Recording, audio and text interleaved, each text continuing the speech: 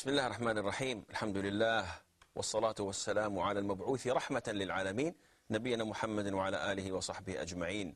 Assalamu alaikum wa rahmatullahi wa barakatuh, and welcome to Lessons in Fiqh. Brother Mustafa, we're studying chapter that deals with, well, Brother Abu Malik. Talking about the prayer. It's, Well, we're all talking about the prayer. We've been talking about prayer for the past couple of months now. Brother Muhammad, conditions of salah. See, it helps you to focus once you know what you're doing, because it relates things to the other things. So the hadith we have here is hadith number 166 by Amir ibn Rabi'a, may Allah be pleased with him. Brother Malik, would you please read it for us?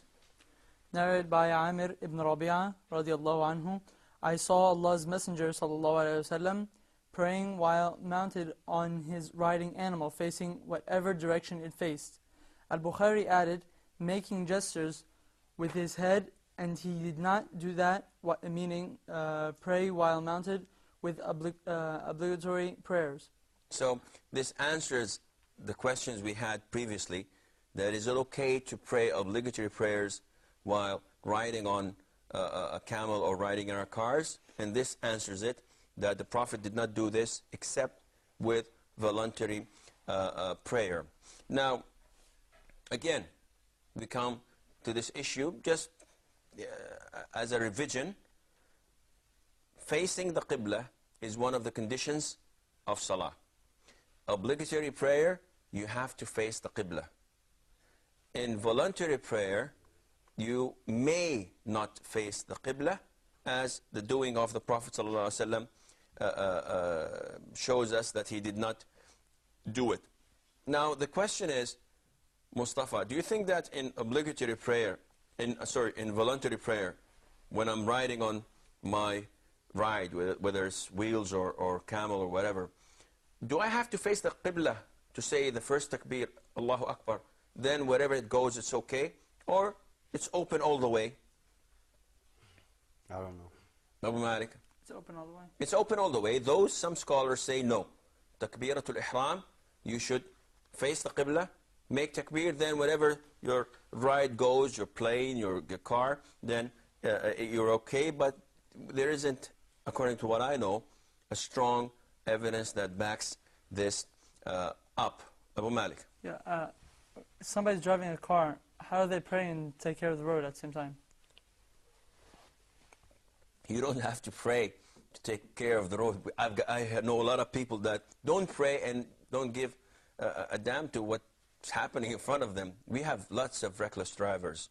And believe me, this is a serious issue. I don't want to, distract myself from it, but the number of fatalities, the number of road accidents taking place in the Muslim world is unbelievable. People don't pay any attention to human lives. Their carelessness, they're not abiding by the laws and by the speed limit and by the age. You get kids like 12, 13 years driving. This is all a sin. It's forbidden and it's unacceptable. To go back to your question, if a person is driving, see, you are driving and reciting the Quran. And the Prophet used to gesture. When he wants to bow, he does this. When he wants to prostrate, he does this. So your eyes are still on the road if you're driving and you wish to pray. But if you're not driving, then this is much easier. Remember that voluntary prayer is much easier than obligatory prayer. You may not face the Qibla. You may not be standing up. You may not be looking where you should prostrate. And you may pray by or with gestures. So it can be done. Most of us, while driving, talk. And we can, argue in things and have conversations with the passengers. And that does not affect our driving abilities and capabilities. What else? Now, also in this hadith, Brother Mustafa? Yeah, but isn't there a different narration for Abu Dawood It says that first the Prophet used to face the Qibla with his naqa, and then he says Allahu Akbar, and then he lets it point in any direction. I have half of the knowledge with me here, which is, I do not know. I cannot tell you. What I know is that a group of scholars said that you have to face the Qibla, and then you go onwards.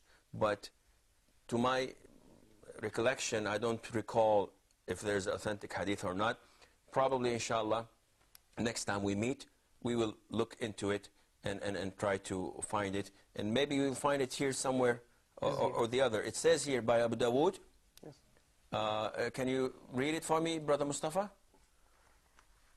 Narrated Anas in another narration of the hadith reported by Abu Dawood, when he ﷺ traveled and intended to pray a voluntary prayer, he used to direct his riding camel towards the Qibla, say Allahu Akbar, and pray facing whatever direction it faced. Okay, this also, did we read this? No. We didn't read this. Who didn't read this? Okay, 3 marks are taken away from you. Okay, then this hadith reiterates the fact that some scholars have. But again, I have to go back to my references and check if this hadith is authentic or not, because as we stand, I don't have any recollection of it. So I have to go back to my references. Inshallah, next time we meet, I'll have it with me, inshallah, Azza wa Jal. Nevertheless, if you're able to do this, okay, but if in the case you are flying, or in the case you are on a bus, and the car is going in a direction different than the Qibla, it would be probably difficult for you to do so. So we have to go back and ensure that this is the correct version and authentic version. What else? Now, this hadith tells us that the Prophet ﷺ used to make 100% use of his time, because you travel for days and nights. Now, do we do the same? Do we make use of our time when we travel? If you travel in airplanes nowadays, they came up to the point that they brought movies and music to accompany you for 5 or 6 hours while you're traveling and flying, or maybe more. If you're going to the Far East or to the West, the Far West, you probably mounts up to 11 or 12 hours of flying. And they bring you the latest movies, the latest music, everything that you want to do except things that connect you to Allah. And it's very strange, the amount of, ghafla, the amount of unawareness of people of their Lord Allah the Almighty. You are stranded between the skies and earth. There's a very big possibility your plane is going to crash. Lots of people had plane crashes and died in it. So why do you think that you would be safe from having such an incident? And nevertheless, the people don't have any fear of Allah Azza wa Jal. While they're flying, they watch movies, they enjoy themselves, they listen to music, they have fun, and none of them even think of praying. I remember once I had a flight to Vienna, Austria, and the flight started at late night, and in midair, Fajr, dawn, Fajr prayer was due. And all those in the aircraft were mainly Muslims. And to my surprise, until we landed, not even one single person stood up and prayed. And they're all Muslims. And this is strange. This is awkward. Prayers should be in our blood. We should not abandon prayer under any circumstances. And yes, to answer the question you're thinking of, there was a place for people to pray. And there was enough place and space. But the problem is, Satan comes to you and says, listen, you're going to Europe, and you're going for vacation to have fun. If you stand up and pray, what would all these people say about you? Look at this primitive. Look at this retard. He's praying. Who prays nowadays? We're going to the place where we can have liquor and booze and women and gambling and have fun. We're going to the place that no one will consider us as Muslims. So why pray? Before last flight I came in, I was traveling to an Arab country, and unfortunately, in the plane, the women that went in, they were all covered in veil and black dresses, and you know, they looked very nice. You know, you couldn't see anything of them. And the minute the aircraft was airborne, they went to the bathrooms, and they came out with their jeans, tight jeans, and shirts, and perfume, and blonde hair. What the hell is happening? Where is this? I thought that we were hijacked by UFOs or something, and they were transformed, and these are aliens, and started shaking hands with them. What is this? They said, well, we're going for a vacation. Okay, do you have a vacation from Islam? You have a vacation from work. You have a vacation from your commitment to school or university. But you don't ever have a vacation from your religion and from your beliefs unless you are not a believer, unless it's a matter of habit.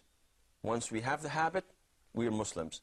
Once we are away from those who are looking at us, then we are not Muslims anymore. So this is a serious thing.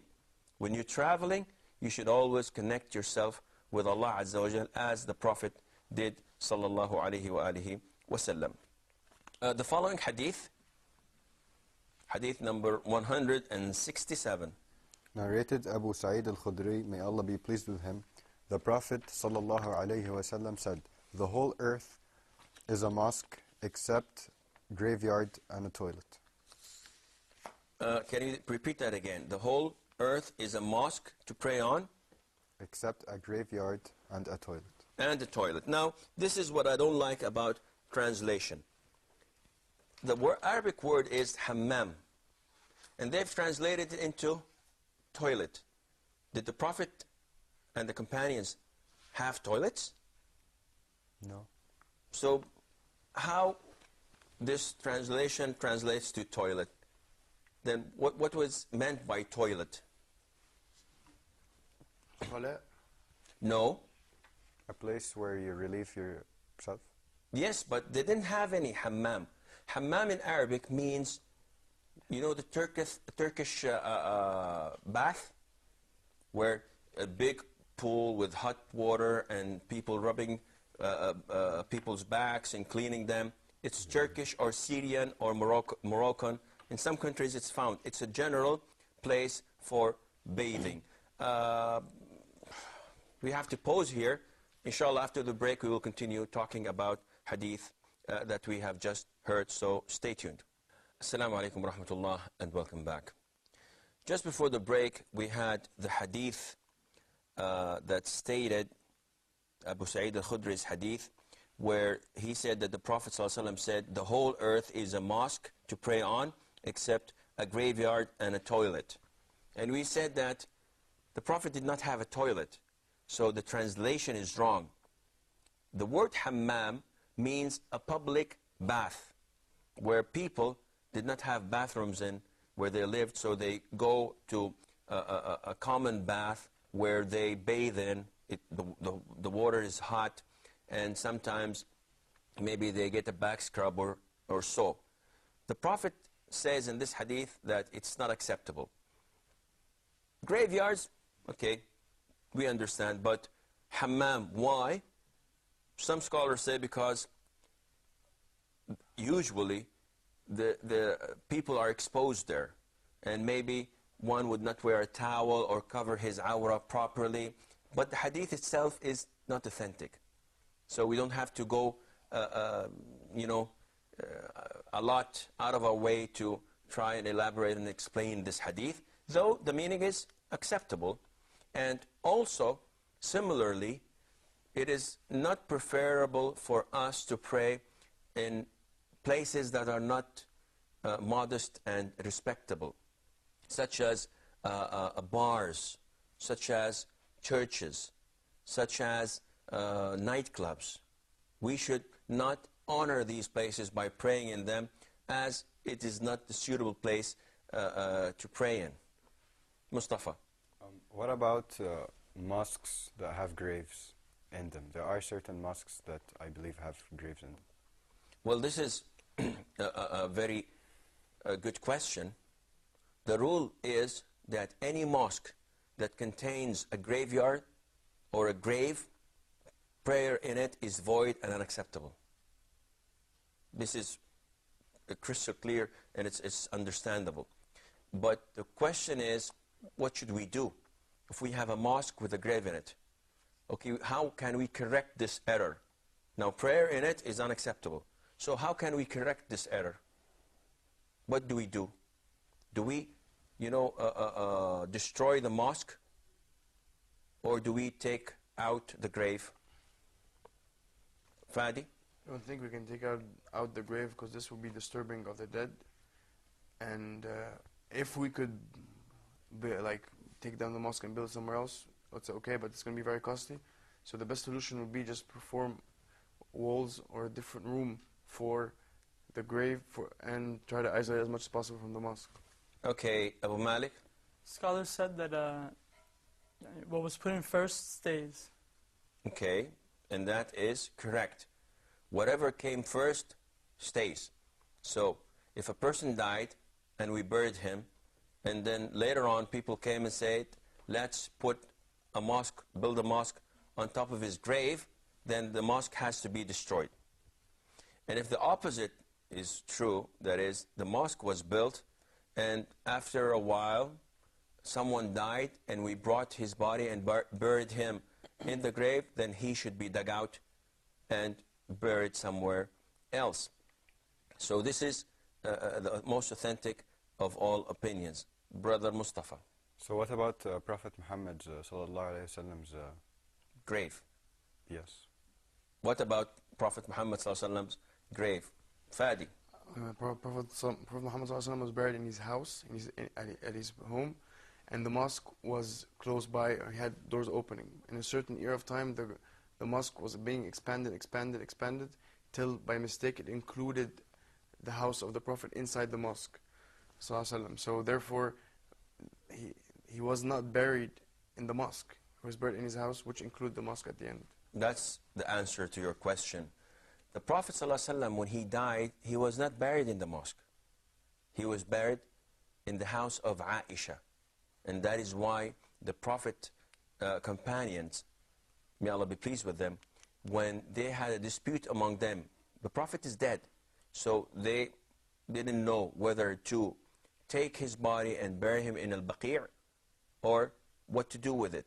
So one of the companions came and said that I've heard the Prophet ﷺ say that prophets of Allah, whenever they die, they are buried where they're dead. So he died on his bed, dig under it and bury him in the house of Aisha. May Allah be pleased with her. After 40 or 50 years in the Umayyah reign, one of the rulers of Umayyah wanted to expand the mosque. So he included the house of the Prophet ﷺ in the expansion. Now the scholars tried to stop him, but he had all the gunpowder around. He had all the authority, so they could not say anything, or they cannot do anything because they were hopeless, or they were helpless. They could not do anything to change the situation. And that is why if you go to the mosque of the Prophet ﷺ, you'll find that this is the direction of the Qibla, and this is the room where he was buried. But inside the room, you will find 3 triangular walls. So the room is surrounded by a triangle, and the tip of the triangle is to those who are trying to pray to the room.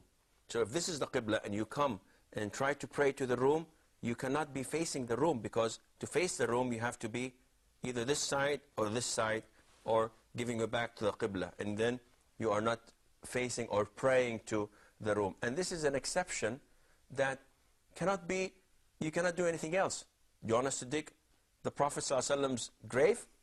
This is completely blasphemous. No one can do this.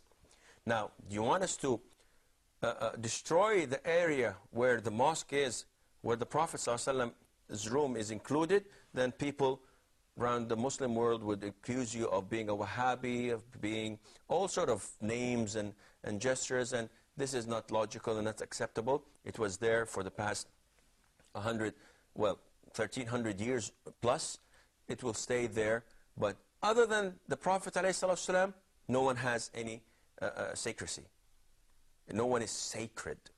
So you can take their graves out if it came after the mosque was built. And unfortunately, nowadays we have lots of rulers building their mosques and saying to the people that when we die, bury us in the mosques. And this is forbidden.